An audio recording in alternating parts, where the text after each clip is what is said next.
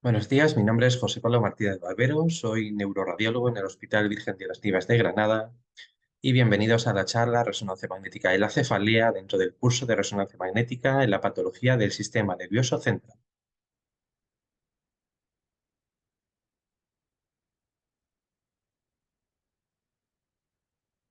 El índice de nuestra presentación va a constar de una introducción clínica, vamos a estudiar las indicaciones de esta exploración, así como un repaso a las secuencias básicas, algunas de las especiales y haremos un repaso de la semiología esencial en esta patología. Para empezar, la cefalea, que es su concepto y cuál es la principal clasificación. Para la Real Academia es un dolor de cabeza. Si nos vamos a una definición más académica de la Clasificación Internacional de Cefaleas, se trata de un dolor localizado por encima de la línea órbito-meatal. Por lo tanto, la palabra cefalea es un término genérico en castellano que expresa tanto síndrome como síntoma y que engloba, por tanto, diferentes tipos, diferentes patologías, sin especificar su etiología o características concretas. La cefalea es un problema sanitario de primer nivel. Tiene una prevalencia muy alta, de casi el 50% de la población. En concreto, la migraña tiene una prevalencia superior al 10% y la cefalea tensional del 40%. Se considera el primer motivo de consulta en neurología en España y es el primer motivo de consulta neurológica en atención primaria. Además, es una causa muy relevante de pérdida de calidad de vida, de horas de vida trabajadas y sabemos que empeora los resultados escolares. La migraña, de manera aislada, se considera la tercera causa de discapacidad en menores de 50 años.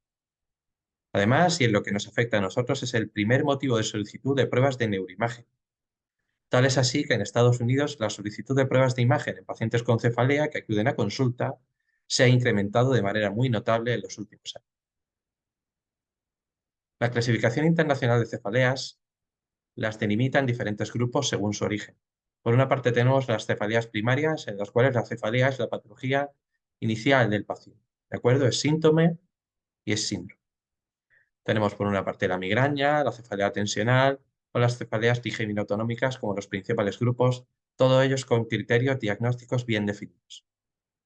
Las cefaleas secundarias son las que se originan en otra patología y la cefalea es un síntoma de esa patología. Más adelante las estudiaremos con detenimiento. ¿Cuál es la importancia y el objetivo de la neuroimagen? Pues por definición, en teoría, es innecesaria las cefaleas primarias. No es la cefalea primaria típica que cumple sus criterios clínicos, no es necesario realizar ninguna prueba de neuroimagen. Y el objetivo principal, por tanto, será buscar una causa etiológica de las cefaleas secundarias. Hay que hacer mención a que los pacientes con cefaleas primarias con presentación atípica probablemente estemos en un punto intermedio. Es importante recordar que según la Academia Americana de Neurología, la neuroimagen es el único test diagnóstico complementario que cuenta con alguna evidencia científica. Si bien hay una gran variabilidad en la lista de indicaciones, es decir, en qué pacientes se debe realizar. De manera general, y esto lo repetiremos, la resonancia magnética se considera de elección en la mayoría de supuestos clínicos, si bien el TAC es superior en casos de traumatismo craneoencefálico agudo o de peor cefalea de su vida, en una sospecha clínica de hemorragia subaracnoidea aguda. Realizar pruebas de imagen al límite de la indicación también puede tener ciertos efectos colaterales casi positivos. Por una parte, sabemos que disminuye notablemente la ansiedad de los pacientes y disminuye el número de consultas. El paciente con cefalea que se realiza una prueba de imagen y los resultados son negativos, no hay ninguna causa estructural, acude luego menos a consultas cuando la cefalea recibe. Y hay muchos listados, diferentes listas de indicaciones que nos ayudan a decidir qué paciente necesita una prueba de imagen. En general se articulan de esta manera. Pacientes que ante la presencia de algunos síntomas y signos clínicos se debe de solicitar la prueba de imagen. ¿De acuerdo? Esta es una publicación de Neurology relativamente reciente, ¿de acuerdo? Basada en un consenso de la Academia Americana de Neurología, donde nos dice las situaciones en las cuales si un paciente las presenta y tiene cefalea, deberíamos recomendar la realización de neuroimagen, es decir, estaría indicado. Esto incluye la presencia de síntomas sistémicos como la fiebre o la pérdida de peso, la coexistencia de síntomas o signos neurológicos, la presencia de una historia de cáncer cerebral, origen agudo, pacientes mayores de 50 años, cambios en la cefalea en cuanto a su frecuencia, sus características, papiledema, embarazo o otras múltiples. Hay otros listados, este es más antiguo, suelen ser relativamente similares, pero por ejemplo este es importante porque incluye la cefalea que asocia al Valsalva o la cefalea en pacientes inmunocomprometidos o inmunosuprimidos, que ya veremos que es relevante, así como pacientes con historia general de cáncer, no solo de cáncer cerebral.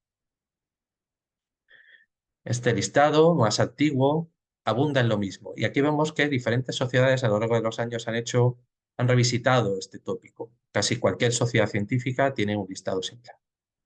Este es relativamente relevante, es el concreto el que tiene el catálogo de pruebas diagnósticas y el Sistema Sanitario Público de Andalucía, el Servicio Andaluz de Salud, para atención primaria. Y son los supuestos clínicos de un paciente que va a consulta de atención primaria de cefalea cuando debe realizarse una prueba de neuroimagen. Por una parte, no ajustarse del todo a los patrones de cefalea primaria, es decir, paciente que no cuadra en la definición clínica en los criterios diagnósticos, que tenga migraña con auras o precipitantes inusuales, más allá de los que el paciente está acostumbrado, que no responda a tratamiento médico, con cambios involutivos inexplicables en el patrón temporal o en las características de su cefalea, así como pacientes incapacitados por fobia a tener una patología subyacente. Es decir, por ejemplo, la cancerofobia con cefalea se puede considerar una indicación formal en nuestro sistema de salud. La Sociedad Española de Radiología Médica, la SERAM, a través de su conjunto de recomendaciones y su documento de no hacer, también incluyó la cefalea, ¿de acuerdo? Aunque basado en la segunda clasificación internacional de cefalea, en lo que a nosotros nos respecta hay pocos cambios, dieron un listado de signos de alarma ante los cuales deberíamos recomendar la realización de resonancia magnética. Vemos que coinciden en gran parte en los que hemos visto hasta ahora y resumiendo sería la cefalea de nueva aparición en pacientes ancianos, de intensidad progresiva con aumento en su frecuencia, con un inicio brusco y de mucha intensidad, esa llamada peor cefalea de su vida, en pacientes con VIH o cáncer, con enfermedad sistémica de otra naturaleza, edema de papila, tras TCE, con historia de vértigo en coordinación o cefalea que empeora con varias horas de balsam. Y una vez hemos decidido que el paciente debe realizarse una técnica de imagen, viene la segunda pregunta. ¿Qué hacemos? ¿TAC o resonancia magnética? En general, el TAC es cierto que se considera más accesible y de menor precio, y que sin duda es de elección en el traumatismo craneoencefálico agudo, con ese supuesto de sospecha de HSA. No obstante, debemos pensar que es una radiación ionizante que a dosis individual puede no ser mucho, si bien muchos de estos pacientes recidivan en sus cefaleas y se llevan pruebas de imagen repetidas. Pero no solo eso, sino que a nivel poblacional son muchas decenas de miles de TACs de cráneo que se pueden realizar por cefalea a nivel nacional, por ejemplo, con lo cual la dosis acumulada poblacional es relevante. Y luego tiene una serie de debilidades. Evans hizo una tabla de causas de cefalea que no pueden ser identificadas en un TAC craneal, como las que tenemos en la tabla de la derecha. Diferentes causas de patologías vasculares, múltiples neoplasias no se ven bien en un TAC de cráneo, lesiones de la unión craneocervical o patologías congénitas como el Chiari, algunas infecciones también se van a infradiagnosticar o patología por hiper o hiperpresión del líquido cefalorraquídeo. La resonancia magnética, en cambio, tiene fundamentalmente problemas de accesibilidad, lo sufrimos todos, listas de espera, equipamiento insuficiente. Además, suele ser necesaria una mayor subespecialización por parte del radiólogo para sacarle partido, si bien debemos saber que tiene mayor sensibilidad y especificidad. Esto es, se detectan más hallazgos potencialmente causa de cefalea y además se caracterizan mejor. Por lo tanto, es de elección, salvo en peor cefalea de su vida o traumatismo craneoencefálico. Aunque hay pocos ensayos comparativos obsoletos, en la actualidad las guías de la ACR la consideran superior en todas las indicaciones salvo las que hemos comentado. Y una vez que hemos decidido que vamos a realizar una resonancia magnética, ahora viene la siguiente pregunta. ¿Qué resonancia magnética hacemos? Esto que hacemos aquí es una propuesta de protocolo testada en muchos pacientes y publicada en la literatura. ¿De acuerdo? ¿Qué secuencias usamos? Pues el primer problema es que debemos reunir un conjunto de secuencias que nos permitan detectar la máxima cantidad de causas de cefalea secundaria. Obviamente todas va a ser imposible, pero sí un máximo posible. No hay una evidencia científica que nos diga qué secuencias usar, hay pocos documentos de consenso, a diferencia de epilepsia o de tumores, no hay documentos de consenso recomendando un protocolo. Es importante que por una parte utilicemos un gran volumen y para eso debemos de definir un número concreto de secuencias. Para ello recomendamos al menos utilizar dos planos de espacio. En general, un buen abordaje puede realizar una secuencia sagital potenciada en T1, 2D o 3D, en función de lo que estemos más contentos con nuestro equipo, y axiales mínimo T2 espineco, T2 flare y difusión. Si no hemos hecho un 3D en sagital, deberíamos hacerlo en axial, y en muchos pacientes, o en la mayoría, también una secuencia T2 eco de gradiente o de susceptibilidad. Vamos a repasarlas para ver qué nos pueden aportar, por qué debemos incluirlas. Un sagital potenciado en T1, 2D o 3D en función de nuestro equipo, siempre al menos desde C3, que incluya la base de cráneo entero. Es razonable que tenga una buena diferenciación sustancia blanca, sustancia gris. A veces un T1 flare ayuda en esto. Y también debemos incluir los senos paranasales completos, es decir, la NAID, evitando artefactos de aliasing. ¿Y qué buscamos? Pues, por supuesto, patología expansiva o ventricular, que en el T1 puede ser más difícil, pero a veces la definimos, pero va a ser especialmente útil a las anomalías de la base de cráneo central, en la patología de la silla turca y en la patología del seno esfenoidal. En este caso, la lesión que pudimos detectar fue un cavernoma de tronco, de acuerdo, en el dorso de la protuberancia, que por sus características de imagen nodular, heterogénea, puntiforme en T1, se caracteriza fácilmente y se compensa en el recto de segmento. Los axiales, potenciados tanto en T2, Spineco como en FLAIR, si bien no es imprescindible una adquisición volumétrica y con un porte de 4 milímetros puede ser razonable, los FLAIR 3D, sobre todo en equipos de Terstella, con los tiempos actuales de adquisición pueden ser una muy buena alternativa, sobre todo porque sabemos que los artefactos por mala supresión del líquido en la fosa posterior van a desaparecer casi siempre. Son dos secuencias complementarias para caracterizar lesiones. Ya sabemos que en los T2 turboespineco veremos una característica hiperintensidad de la mayoría de lesiones quísticas. Van a ser muy útiles para detectar y definir quistes aracnoideos, por ejemplo, o dilataciones de vainas de nervios ópticos, meningoceles en diferentes localizaciones.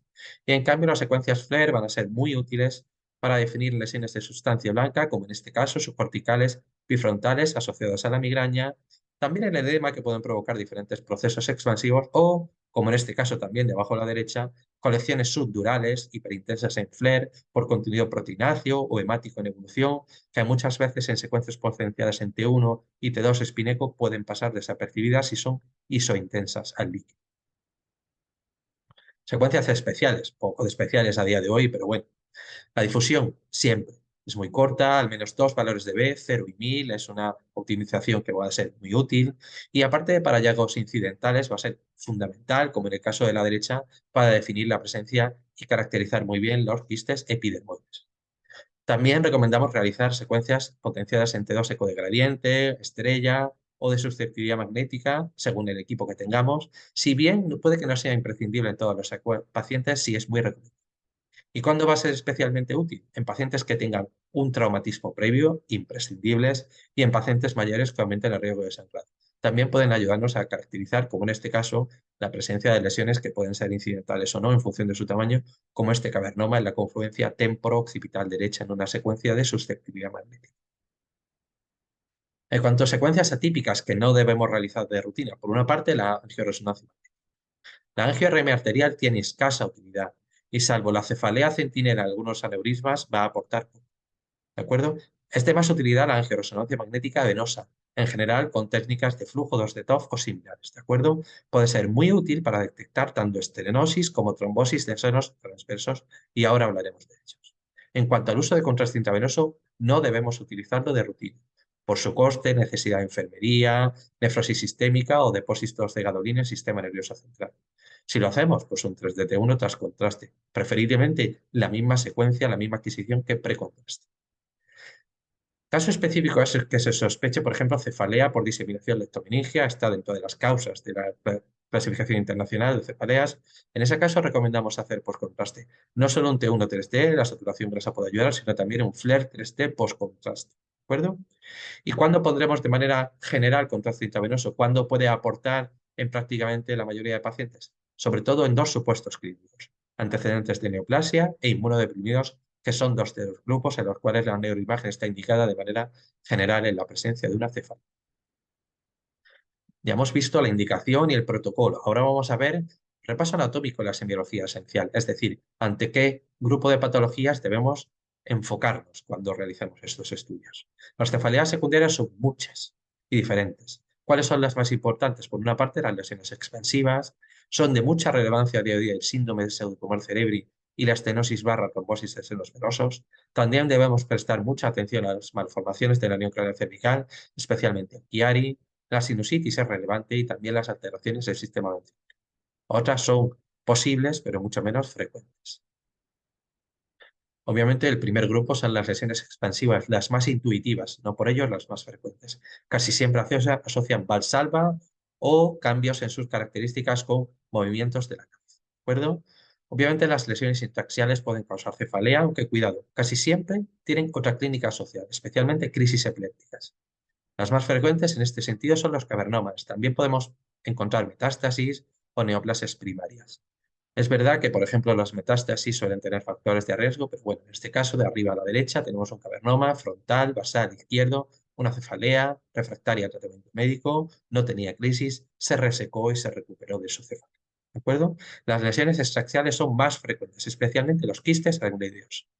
Son causa de discrepancia en la literatura, porque no está claro a partir de qué tamaño podemos considerar las causas de cefalea, mínimo 3 centímetros, menos de eso es muy improbable. Y peor aún, una vez que están y son grandes, sobre si se deben tratar o no. También hay discrepancias sobre si seguimiento, fenestración o incluso derivación. Esa parte no la vamos a ver. ¿De acuerdo? También es importante los higromas o hematomas suturales. Ya hemos visto la utilidad de los dedos Flair en este caso, o los meningiomas. También son una causa relativamente frecuente. En cuanto a patología congénita, es especialmente importante la malformación de Chiari, sobre todo la tipo 1, mucho más frecuente. La cefalea causada por la malformación de Chiari, por lo general, genera una cefalea, un dolor occipital o suboccipital, suele ser de corta duración y que se desencadena con la tos u otras maniobras de Valsalva. Puede asociarse a síncopes. Generalmente se resuelve tras el tratamiento eficaz de la malformación de Chiari con una ampliación del agujero magno, y en cuanto a los criterios diagnósticos también es un punto polémico.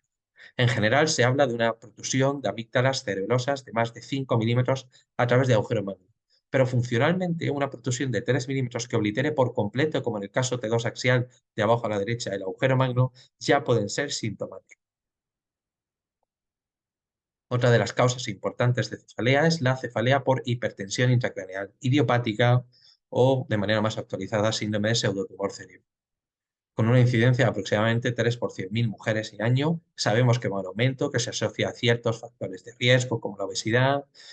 La cefalea es el síntoma cardinal, es el síntoma más frecuente del largo y suele asociarse a otras características como son el edema de papila, alteraciones visuales con fotopsias o disminución de la agudeza visual, náusea, vómitos o tinnitus.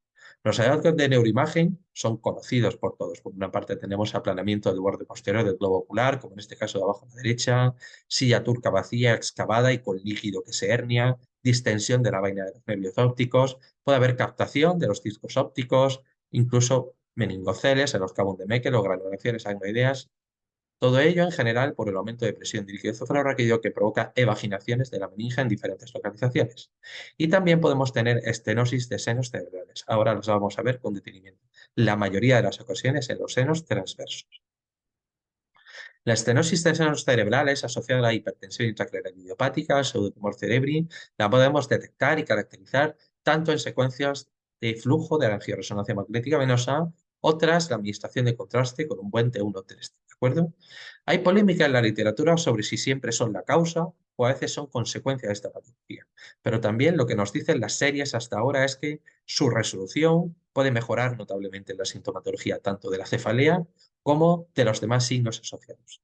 En general se provocan por meningoceles en los senos, las llamadas granulaciones aracnoideas, que por la compresión extrínseca generan estenosis y gradientes de presión patológicos en el estudio de manometría por fluorografía. ¿De acuerdo?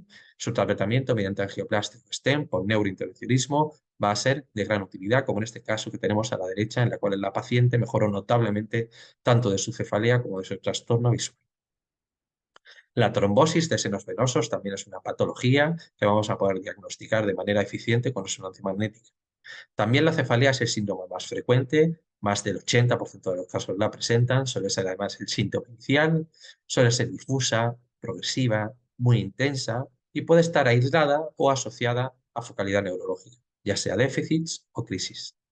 El T1 va a ser muy útil, lo vemos arriba a la derecha con la flecha roja, esa hiperintensidad característica del tronco intraluminal en secuencias T1, que se puede corroborar con una secuencia, en este caso, de flujo, sin contraste con una ausencia de flujo en el seno longitudinal superior. En este caso, además, presentaba algunos focos de edema subcorticales, de edema vasogénico por la congestión venosa. En este caso, se trató adecuadamente con anticoagulantes y el paciente vemos una resolución de la hiperintensidad T1, normalización del flujo y desaparición del.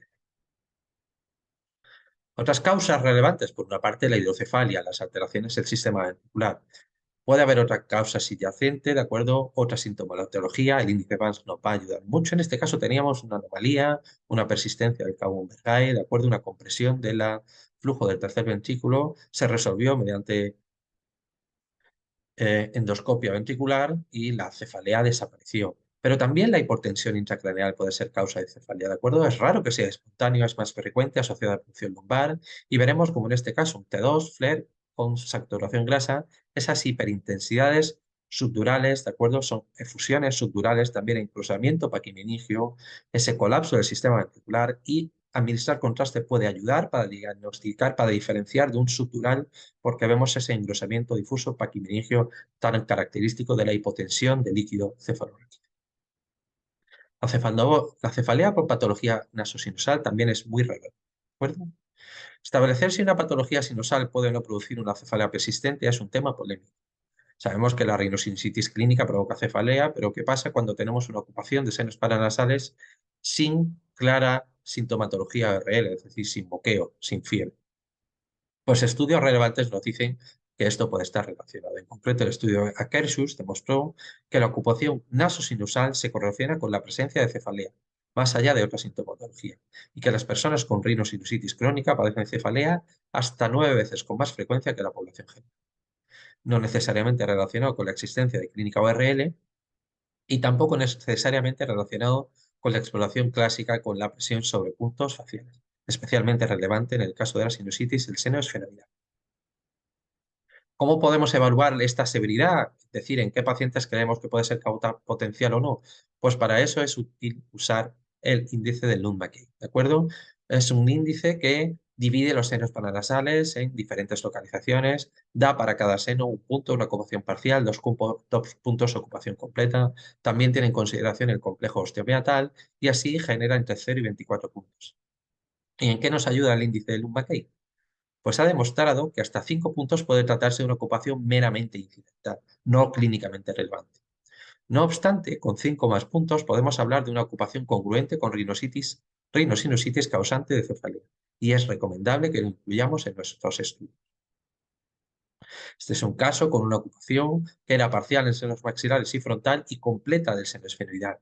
¿De acuerdo? Además, se le puso contraste, una captación evidente, una marcada hiperintensidad T2, el paciente fue sometido, se trató con antibióticos y corticoides, desapareció la ocupación y desapareció la cefalea.